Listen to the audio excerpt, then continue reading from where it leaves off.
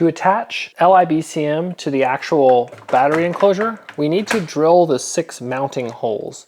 And so what we're going to do is push your case out of the way, and then we will take the cover off of this. I will point out that this screw does not come off.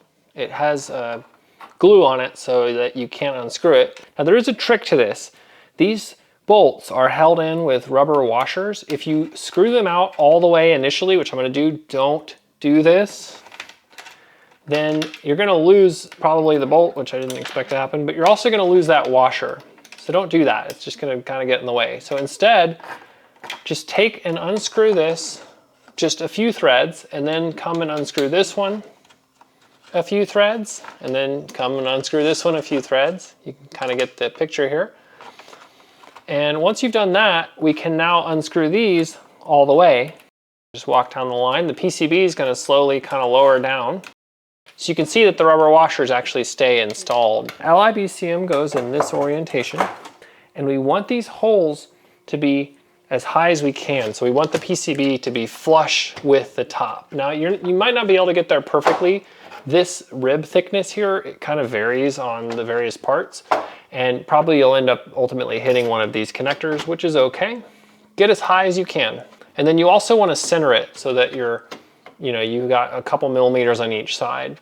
Once you've done that, we're going to go ahead and drill a 5/32 inch hole here. And once you start that hole, you can remove LiBCM and just drill through. We only need to drill through the first layer of plastic. Okay. So now we're going to take 6 of these self-tapping screws that were previously holding those battery trays in, we took out earlier. They went here.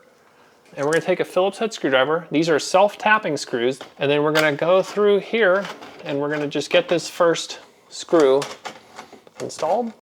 And that'll help us drill the rest of these holes. We'll go ahead now and we'll put a second screw, say, over here. Again, we want this to be as high as possible without hitting the connectors. Make sure there's no gap between the PCB and this plastic. So kind of just get it as high as it'll go. And then we're going to drill a hole. Like that. And we'll put our second screw in. And we'll go ahead and drill the other 4 holes. I like to come to the edge of a table so that the drill bit is drilling straight holes.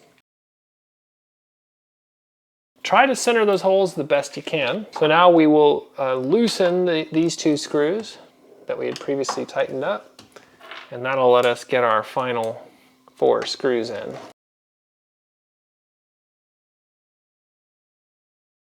All right, so once you've verified all the screws go in and you've drilled the holes in the right spot, go ahead and take them all back out.